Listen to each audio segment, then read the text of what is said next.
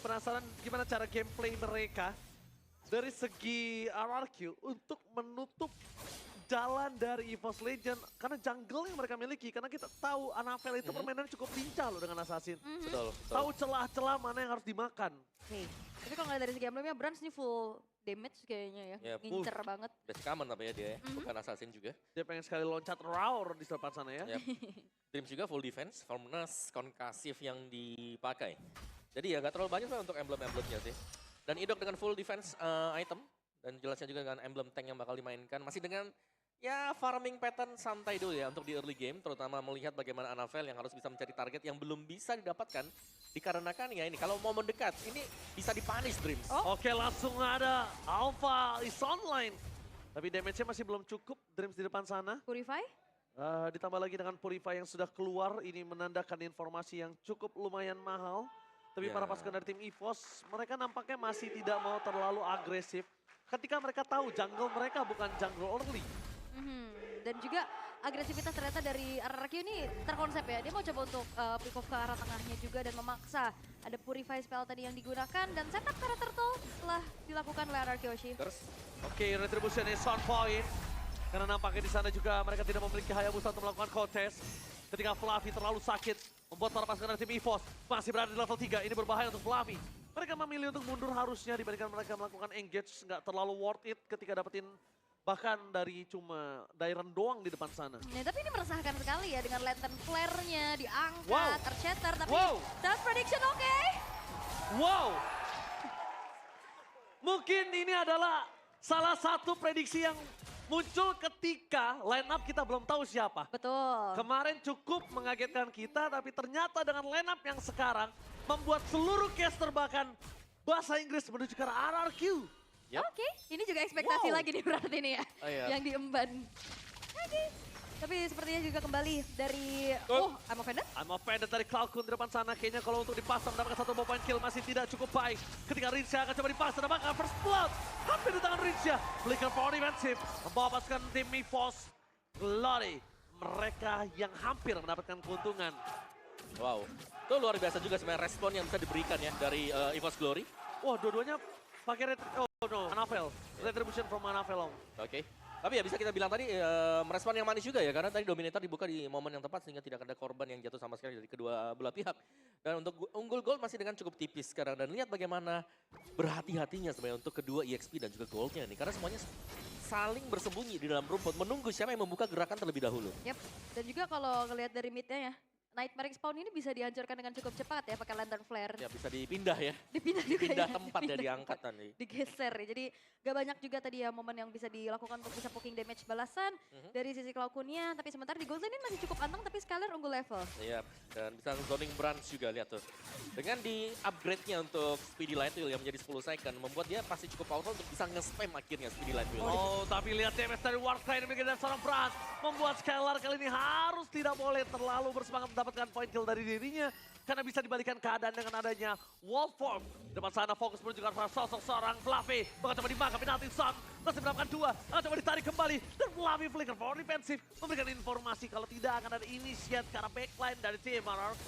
Oke, Fluffy memang harus pulang harusnya ya dengan flickernya juga tadi dibuka. Penalty zone gak ready. Curse of Blood. Oh, di depan sana ada Curse of Blood. Tapi nampaknya Darren langsung hilang begitu saja. Shadow Kill terbagi menjadi dua. Dan bahkan Retributor. Lost Chain. Membalaskan kembali keadaan dari seorang Anafel. Mencoba untuk menangkap seorang Anafel. Dan bahkan 2 point kill didapatkan oleh EVOS. Walaupun 2 point kill, tapi bertukaran dengan jungle. Hitungan kasar memang 1,5. Tapi jungle-nya yang tumbang, Ul. Iya, dan ini cukup mahal pastinya. Apalagi juga tadi Retribution dari Sutsujin kembali on point. Membuat objektif gameplay bisa ditunjukkan nih oleh RRQ Yoshi. Ya, jangan lupakan juga Chusin yang dipergunakan sekarang. Ini memberikan efek utility yang cukup panjang dan mengesalkan. Sehingga efek knock up dan juga knockdown-nya ini ngebaying time yang sangat cukup tadi untuk bisa menahan duel di area dari Turtle. Oh ini di freeze guys ini wave-nya juga. Maksa Bransnya biar maju pastinya.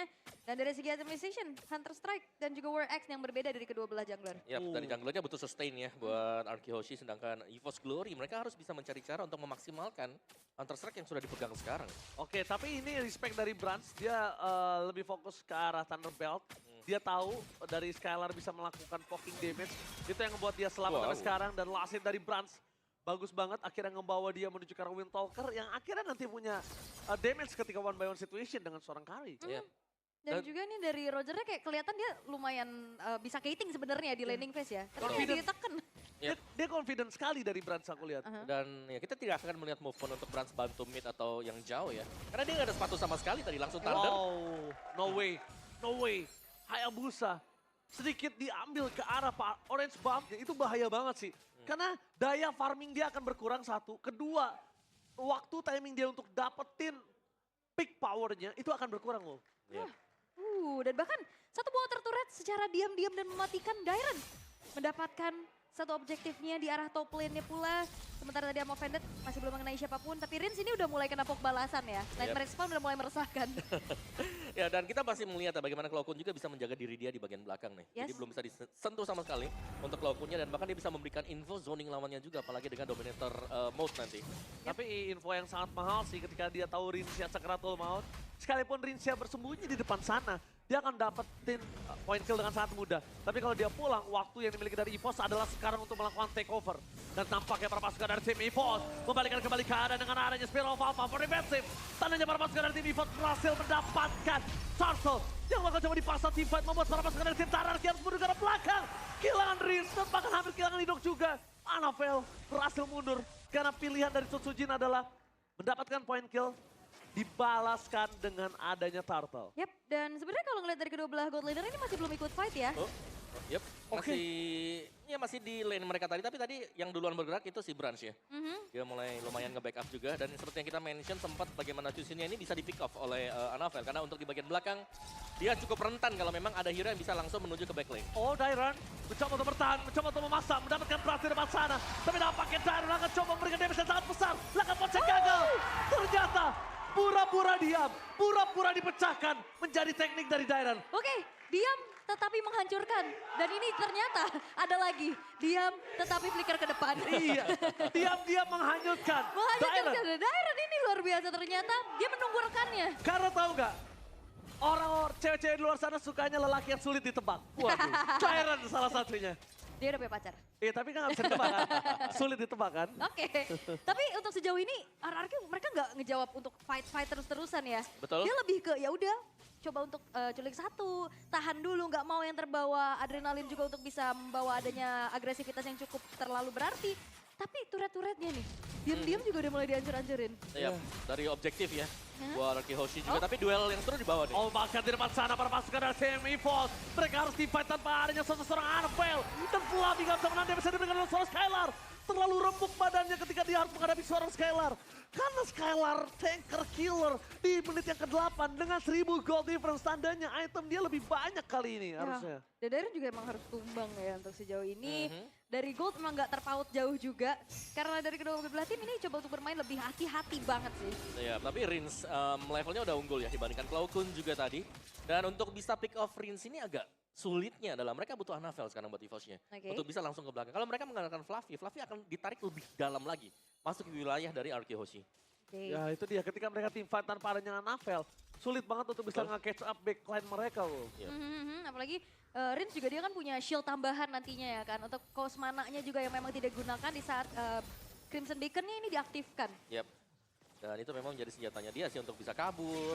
Terus juga tadi kalau nggak salah lihat ada Clock of Destiny ya. Berarti lebih tebel lagi dengan penambahan dari Hybrid Defense setiap kali memberikan attack. Lihat Isma masih dapatkan dan bahkan tim fight kembali terjadi. Mereka kehilangan Flavi. Rinsia memaksa di depan sana. Langsung ada Coach Shadow karena Rinsia dan bahkan Shadow kill. Belum dikeluarkan dari seorang Anavel.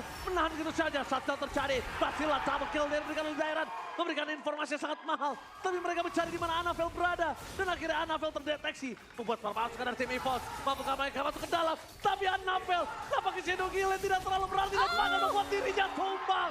Anavel membuat dirinya masuk ke lubang buaya. Dairon lagi-lagi berhasil melakukan adanya satu buah pick off dan satu buah shatter yang memang tepat menuju ke arah Anavel. Nampaknya keputusan menurunkan Dairon ke MDL kemarin adalah sebuah kesalahan. Karena lihat performa di debutnya mereka di season 14. Dairon menunjukkan kualitas kalau dirinya ingin memantapkan diri di MPL dan tidak tergeser. Yap. Dan dia memakan Quad Shadow tadi ya. Jadi mau gak mau akhirnya Anavel harus nabrak dia dulu nih sebelum bisa masuk ke Lord tadi. Oke. Dan bahkan Lord sekarang udah tersummon. Purple buff akan coba untuk diintip dulu. Sepertinya. Wah, tapi kayaknya pemain-pemain dari Force Glory, mereka bersikeras untuk bisa men-secure karena purple buff-nya. Oke. Untungnya dapat ya. Maksa sih, lebih karena maksa ya. Red Ring-nya digunakan juga, tapi dari segi itemization. Dan ini dia Clock of Destiny dan juga Glowing One Yap. yang buat dari Rinsia. Ini sustain banget juga tadi. Tebel sih dengan Clock of Destiny yang baru ya. Legend Gem kan adalah bagian dari Clock of Destiny juga. Ada penambahan untuk HP 800. Oke, dengan adanya I'm Offended tadi kayaknya gagal lu, walaupun Skylar udah siap dengan Speedy Light Wheel. Tapi mereka udah bisa mendapatkan ke arah inner turret Evo saja dengan kondisi yang keras kali ini udah cukup worth it. Lihat, goldnya langsung swing menuju ke arah 6.000 plus. Yap. Tapi itu opening yang bagus dari Idok juga tadi sih sebenarnya ya. Karena tarikan dari I'm Offended-nya itulah yang membuat akhirnya teamfight wajib di-initiate oleh EVOS Glory. Yap, dan bahkan nggak cuma dari Idoknya ya, Darren juga dia membantu untuk inisiasi tambahan dan bahkan delivering damage dengan Thunder Belt juga sebagai item inti pertama yang biasanya kita ngeliat sebagai edit, Om. Iya. Dan itu dia, Darren juga sudah punya satu Radiant Armor. Jadi ini bakal sedikit lebih berat untuk EVOS, apalagi kalau mereka punya jungler ya, seperti jungler Assassin ini. Yang bakal ditabrak siapa dulu sekarang? Target dia adalah Rins, dan Rins sudah punya Winter Crown. Akan semakin sulit untuk bisa menangkap langsung ke belakang, dan ini akan membuang store skill dari Shadow Kill yang dimiliki oleh Anavel. Ya, dia akan membuang Shadow Kill, dia masuk dengan Core Shadow-nya. Kondisi terbaik adalah Rinsya selamat dan ada comeback dari tim RRQ. Kondisi terburuknya adalah, oh my god, apa beda? Westlaker berhasil mendapatkan Flavi menjadi target utama dengan adanya Alpha di depan sana. Shadow Kill terbagi tapi Tyler dengan saat instan berhasil memakan Karen Grace. Anavel terperangkap, gak ada jalan untuk pulang. Membuat para pasukan dari EVOS ditabrak masuk sampai ke kandang. Tapi mereka terlalu dini untuk maju ke depan dan Susujin melakukan tahan badan untuk Rins supaya dia bisa mundur ke arah belakang. EVOS diacak-acak dengan line up kemenangan mereka. Oke, dan Idok lagi-lagi berhasil untuk bisa mendapatkan momentum dengan I'm Offended Flicker yang begitu baik. Fokus ke arah turret dari seorang Dairen dan juga kawan-kawan. Nampaknya menjadi pilihan, that's why mereka mau all in dengan Flicker. That's why mereka mau tahu siapa belakang yang akan coba dimakan. Wow. Dan benar juga sih, dari Branch yang tertahan ya dari tadi. Kita lihat levelnya mungkin hampir sama, tapi sekarang sangat-sangat menjauh sekali. Skylar yang sudah sangat aktif juga, yang setiap kali dia join dari tim 5-nya. Ini selalu akan bisa dimenangkan kalau memang I'm Offended juga kena. Dan tadi terbukti bagaimana tarikan I'm Offended yang sekali lagi di-initiate oleh Idok mendatangkan satu buah momentum kemenangan. Yap, dan momentum yang harusnya memang diciptakan sama EVOS Glory dengan adanya Fluffy, ini susah banget. Yap. Ini bakal rontok banget di tangan Skylar, dipegang juga sama Idok dan Dairen. Masuk Oscar lagi. Opalva tiba-tiba berhasil melakukan Flavi kembali. 2 poin kill yang sama dari para pasukan tim EVOS. Mereka memasang Tristan Gila tanpa ada alasan apapun. Falco tidak akan bisa selamat. Membuat para pasukan dari EVOS termundur ke belakang dan merelakan Lord di tangan dari tim RRQ. Tapi nampaknya RRQ tidak akan melihat kalau Lord menjadi sebuah jawaban. Mereka memilih untuk melakukan endgame. Tapi ternyata nampaknya para pasukan dari tim RRQ terpecah menjadi 3 bagian. Ada yang ke arah bottom lane, ada yang di arah mid lane, dan bahkan ada di arah jungle. Menuju ke arah Lord juga. Solo Lord ya yang dilakukan juga membuat dari EVOS Glory gak bisa keluar. 2 pemain tersisa kali ini, tapi wave perlahan udah mulai masuk. Oke, mereka coba untuk memasang menuju ke arah endgame. Dan Endgame? bahkan ini bencana! Mereka tiba-tiba melakukan endgame, mereka memaksakan keadaan dan bahkan sang raja berhasil membuat EVOS Glory terdiam di depan base-nya sendiri. Dan ini dia